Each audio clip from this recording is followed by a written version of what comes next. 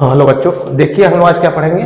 जय प्रक्रम यानी लाइफ प्रोसेस, यानी प्रक्रम इसका शब्द यानी प्रक्रिया हुआ है। क्या होती होगी जय प्रक्रम? जय मतलब जीव, प्रक्रम मतलब जो प्रोसेस उसके अंदर चल रहा है, इन लाइफ प्रोसेस।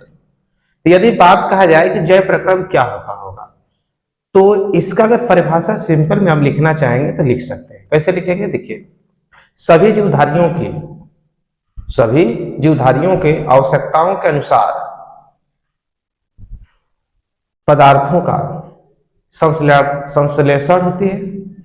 संश्लेषण विखंडन युक्त जब होता है तो इसे हम लोग क्या बोलते हैं? जय प्रक्रम। यानी उसके पूरा जीवन में जब तक वो जिंदा है तब तक उसके शरीर में कुछ पदार्थों का निर्माण होगा, कुछ पदार्थों का विखंडन होगा यानी टूटेंगे। तो इसी प्रक्रिया को हम लोग क्या बोलते हैं? जय प्रक्रम। तो कैसे होता होगा जय प्रक्रम? यानी कि कैसे कोई पदार्थ निर्माण होता होगा और कैसे कोई पदार्थ टूटता होगा।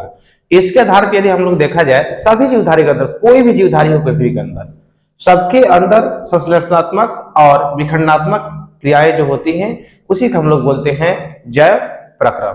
इसको एक नाम से और जाना जाता है, उपापचयी नाम से भी जाना जाता है। उपापचयी नाम से भी क्या होती है इसके विषय में हम लोग देखते हैं। अभिक्रियाएं कैसी होती होगी जीवों के अंदर, बात कहा जाए तो जय प्रक्रम को दूसरा नाम मैंने कह दिया कि इसको बोलते हैं उपापचय, यानी उपापचय।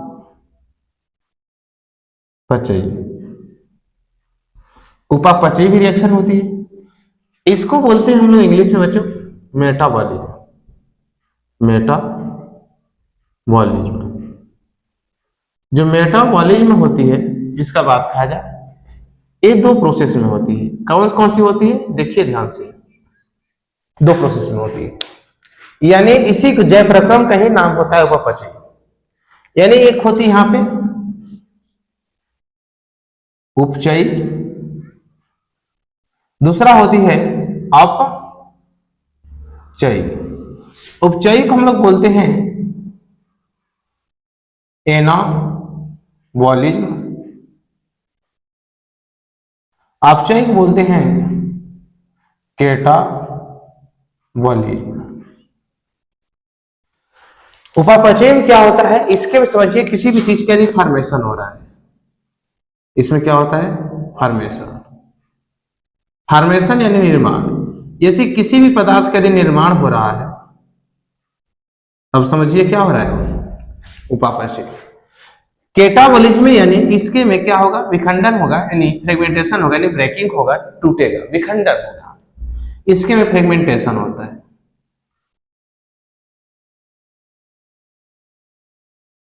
यानी विखंडन होता है। क्या होता है? विखंडन होता है।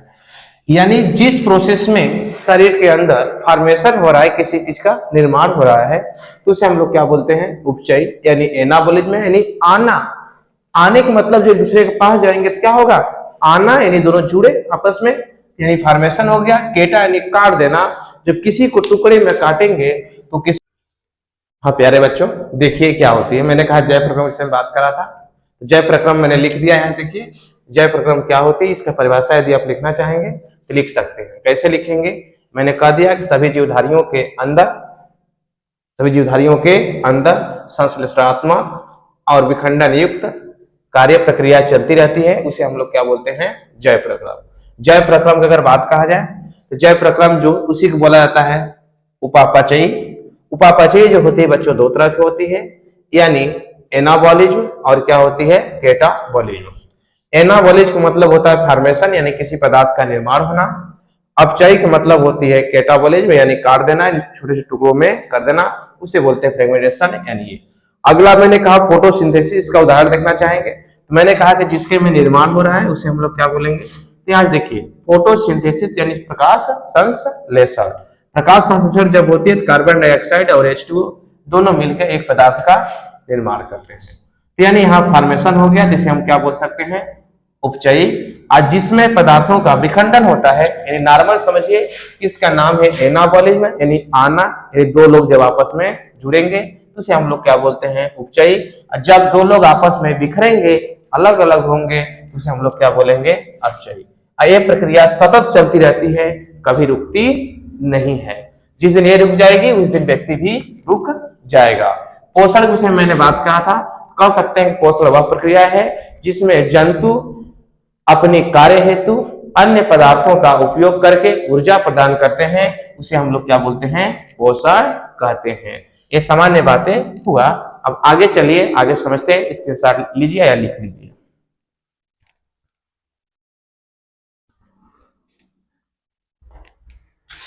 चलिए आगे देखते हैं हम लोग, इसके विषय में डिस्कशन किया जाएगा थोड़ा सा। पोषण के आधार पर जीव जो होते हैं बच्चों, दो तरह के होते हैं, देखा जाए, यानी पोषण के आधार पर बात कहा जाए, पोषण के आधार पर जीव कितने आधार पर होते हैं, दो तरह के होते हैं। कौन कौन होते हैं, अगर बात यहां से कहा जाए, देखिए जीव मुख्यतः दो तरह हुए, कौन कौन हुए उसके विषय में बात करेंगे। पहला होता है, यहां से बात करें, जिसको कहते हैं हम लोग विषमपोषी, विषमपोषी।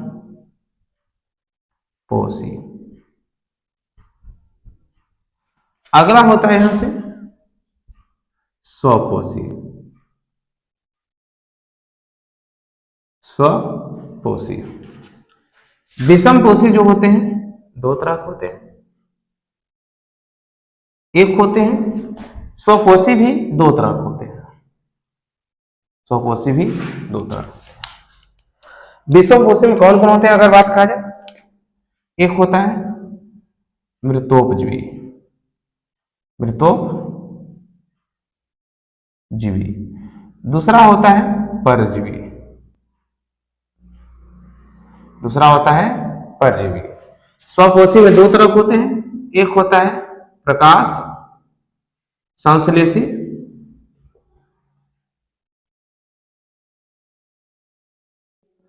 और दूसरा जो होता है यहां पे रासायनिक संश्लेषी होता है,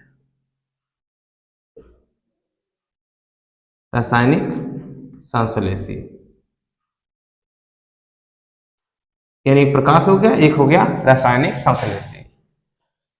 यानी इसको बोलते हैं पैरासाइट, इसको बोलते हैं सैप्रोसाइट, सैप्रोसाइट या सैप्रोफाइट। इसे बोला जाता है फोटोसिंथेसिस,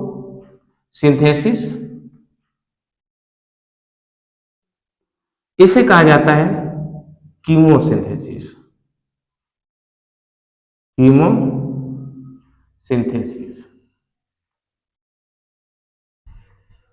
यानी ये हो गया कीमोसिंथेसिस, ये हो गया प्रोसेस। मृतोपजीवी, इसका विषमपोषी का मतलब सोचिए, इसका नाम ही विषम यानी हेट्रोट्रॉफ, इसे कहा जाता है हेट्रोट्रॉफ, इसे कहा जाता है ऑटोट्रॉफ, ऑटोट्रॉफ। यानी हो गया ऑटोट्रॉफ, ध्यान दीजिएगा। अब देखिए यहां से, इसको मैंने कहा विषमपोषी, यानी पोषक आधार पर जो जीवधारी होते हैं दो तरह होते हैं, एक मैंने कहा विषमपोषी, एक हुआ स्वपोषी। विषमपोषी जो होते हैं दो तरह होते हैं, मृतोपजीवी और परजीवी।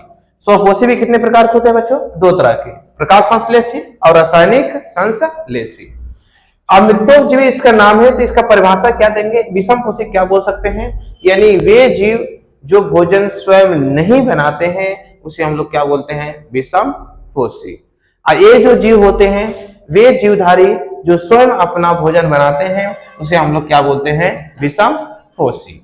अब देखिए यहां से, अब कौन कौन भोजन, आप तो सोचते हैं हम लोग तो दाल चावल सब्जी बना के खाते हैं, लेकिन वो नहीं, वो तो आप अपने अनुसार भोजन बनाए हैं, आप अपने स्वाद के अनुसार अपने खाने योग्य उसको पकाए हैं। लेकिन एक्चुअल में उसको कहा जाए तो पौधे बना देते हैं और उसको हम लोग अपने खाने, अपने स्वाद के अनुसार जैसा हमारा इच्छा होता है वैसा उसको पका करके खाते हैं। इस कारण पृथ्वी पर जितने जीव हैं, पादप को छोड़ करके, जीवधारी यहां लिख दे रहा हूं बच्चे, जीवधारी यानी पृथ्वी पौधे को छोड़ करके जितने जीवधारी हैं लगभग सब के सब क्या होते हैं, विषम पोषी। ये मृतोपजीवी एक क्या है, परजीवी।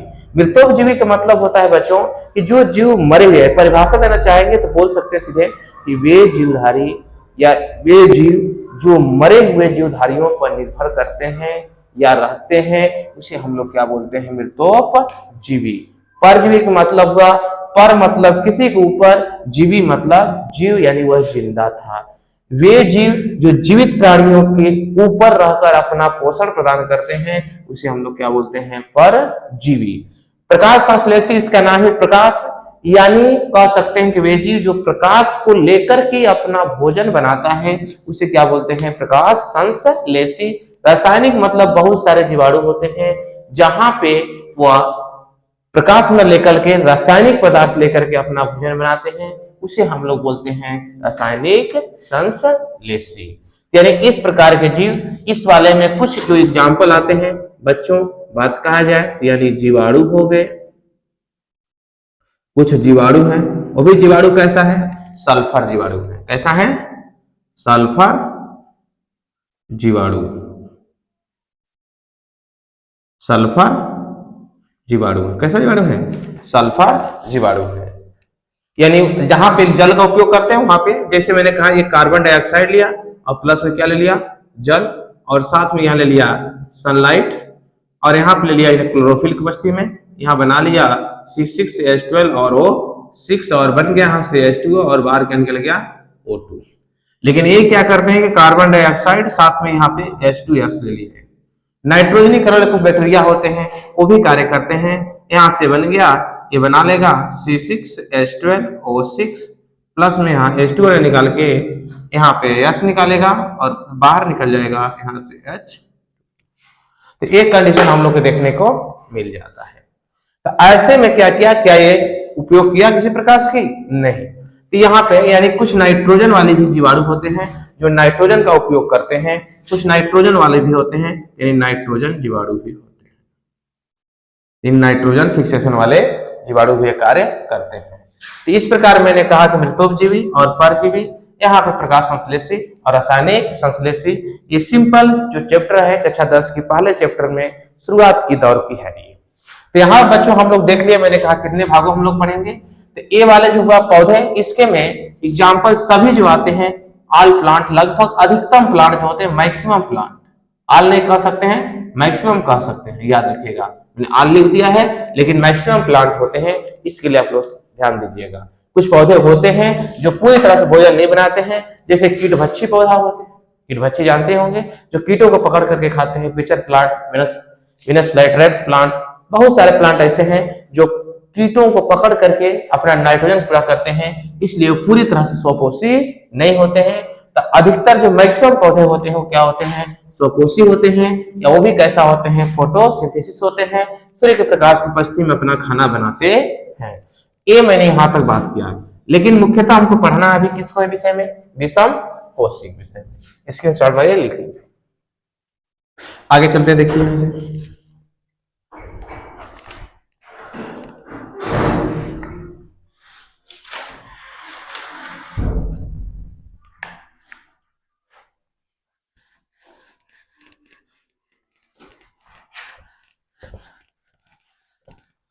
इसके हम पहले बात किसके विषय में क्या है, देखिए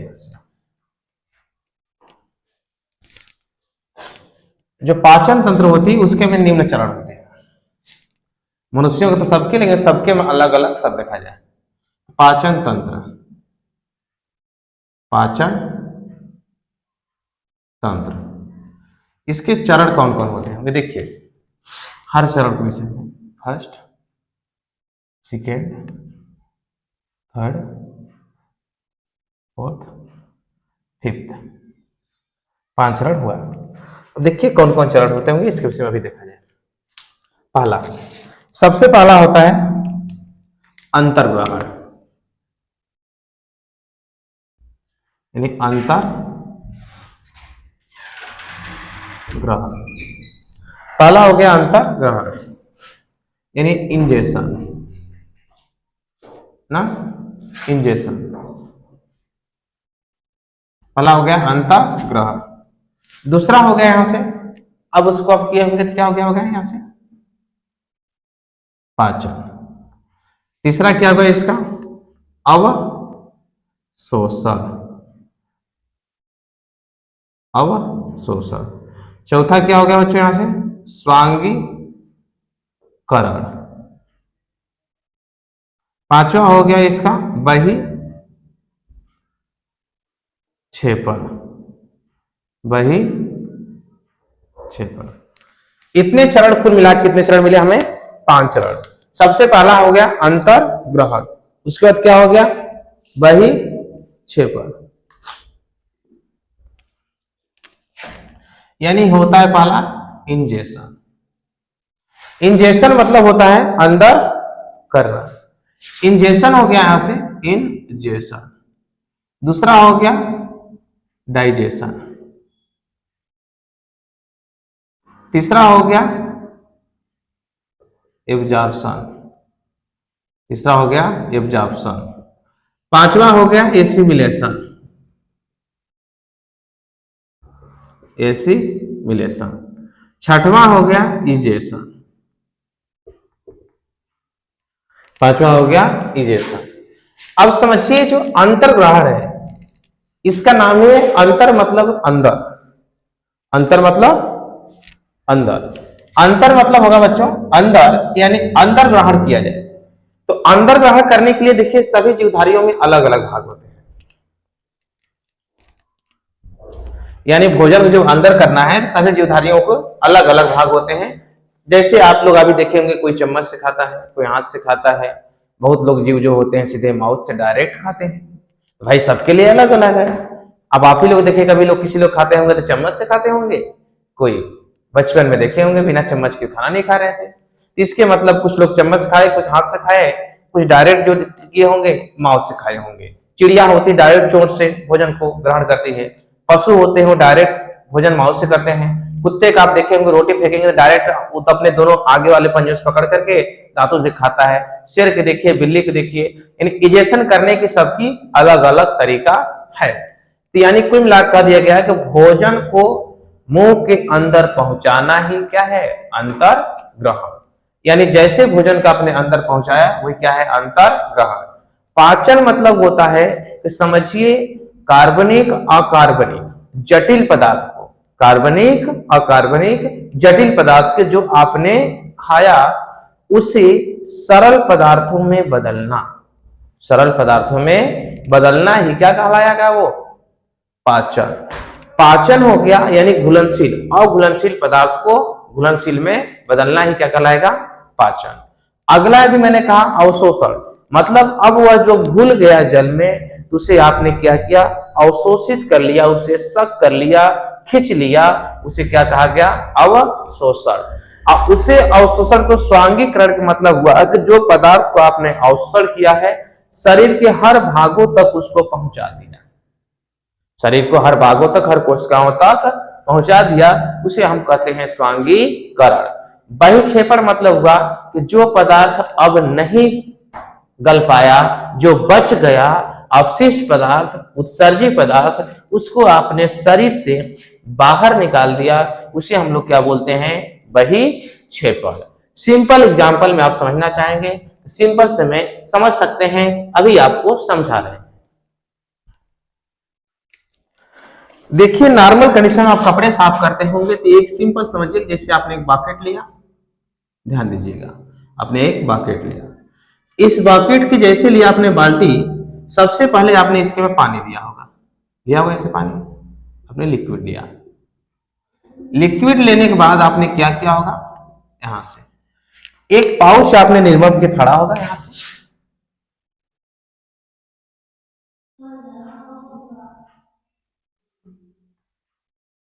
यहां से ये मैंने कह दिया निरमा है, कोई भी, वो भी कौन सा है? विदिशा पाउडर है। विदिशा से राउंड तक विदिशा में आपको दिखेगा, विदिशा निरमा है या घड़ी है, इसके में पदार्थ भरा हुआ था निरमा, ठीक है। जैसे इसको आप खोलेंगे यहां से आपको दिखेगा, ये तुरंत यहां से गिरेगा नीचे, यहां से नीचे आएगा, जैसे नीचे आएगा इसमें पड़ गया ऐसे,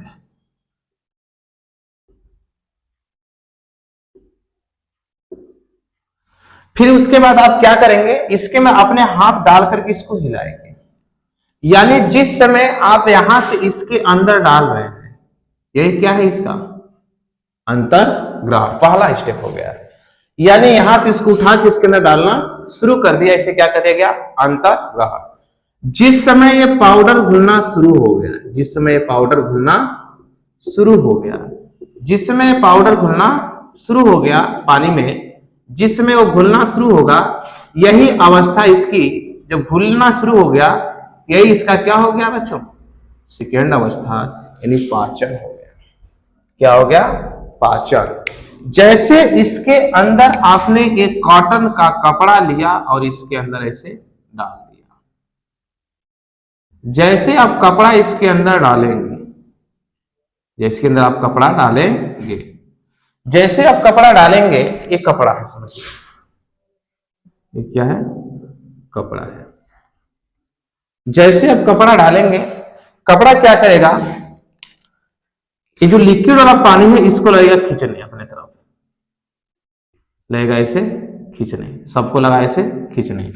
जैसे लगा वो खींचने अपने तरफ, तो इसके मतलब जब खींच रहा है, ये खींचने वाली अवस्था ये क्या हो गई थर्ड, यानी अवशोषण। क्या हो गया अवशोषण, अवशोषण हुआ और ये अवशोषण होकर लगा अब इसके धागे में चलने। कहां लगा चलने, इसके धागे में। जब धागे में लगा चलने, यही इसका प्रोसेस क्या हो गया स्वांगीकरण। क्या हो गया इसका स्वांगीकरण। अब इसके बाद ये देखेंगे तो ये देखिए बच गया जो नहीं गल पाया, विदिशा पाउडर निरमा लेकर के आप देख सकते हैं बाल्टी में भर के, पूरी तरह से गलता नहीं है, तो ये बच गया, ये गला नहीं। जब ये गला नहीं तो ऐसा ही रह गया, इसके मतलब अब ये बच गया। तो अब जब कपड़ा आप यहां से जब बाहर निकालेंगे, यहां से जब आउट निकालेंगे, इसको जब बाहर निकालेंगे, देखेंगे पदार्थ आपको बचा दिखाई देगा। इसी को इससे बाहर निकालना, यानी यही वाला जो हुआ, यानी इसको यदि आप बाहर निकाल रहे हैं, ये वाले को आउट कर रहे हैं, बाहर निकाल रहे हैं, तो इसी को हम लोग क्या बोलते हैं बहिक्षेपण। बहिक्षेपण यानी ये प्रोसेस हम लोग को दिखाई देता है। आप चित्र बना के समझ सकते हैं एक सिंपल आपके जीवन में जो घटनाएं होती हैं।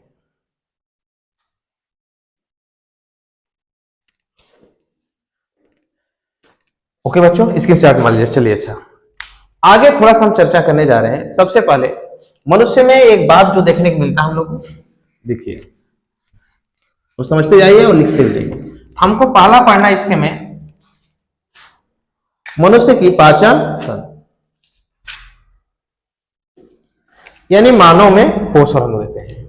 मानव पोषण कैसे होता है, मानव में पोषण यानी मनुष्य के जो पोषण कैसे होती होगी। तो मनुष्य में जो पोषण होती है, इसके विषय में यदि बात कहा जाए तो सबसे पहले मनुष्य के आहार नाल कहा जाए या पाचन तंत्र, यहीं से हम लोग बात करेंगे। पहला इसका मनुष्य के जो होती है सबसे बड़ा जो होती है आहार नाल होती है, यानी एलिमेंट्री केनाल। एलिमेंट्री केनाल ये मनुष्य में एक सबसे लंबी नलिका होती है। मनुष्य में शरीर में जो सबसे लंबा, यानी वहां जब माउथ से लेके एनस तक पड़ी होती है, ये लगभग 8 से 10 मीटर लंबी होती है। 8 से 10 मीटर लंबी होती है। अब सोचिए हम लोग खुद ही 8 से 10 मीटर लंबाई हम लोग नहीं होती है, लेकिन हम लोग के शरीर में इतनी बड़ी छोटी शरीर में 8 से 10 मीटर रस्सी कैसे पड़ा होगा। समझिए किसी रस्सी को यदि कम जगह में हमको रखना है, तो आप समझिए उसको मोड़ करके रख सकते हैं।